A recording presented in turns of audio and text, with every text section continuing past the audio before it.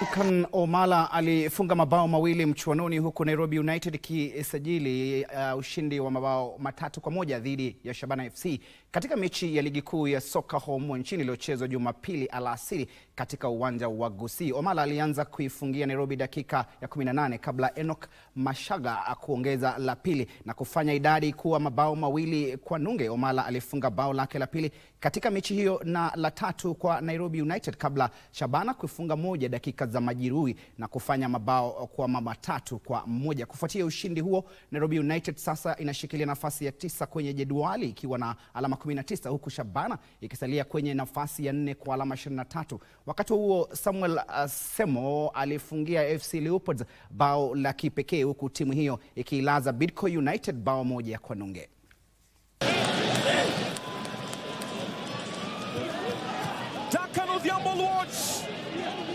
Anatanguliza my boys. Tafuta Michael Kanamor. Anaileta nani kwake Machaka.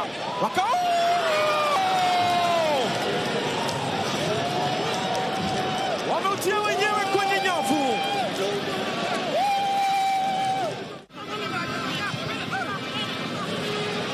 Pano kwake Michael Opela anaileta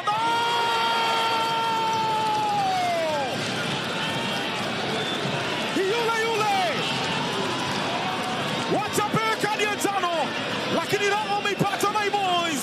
Hospitalini kupata matibabu. Sasa na nafasi ya kucheka na nyavu kwa mara nyingine.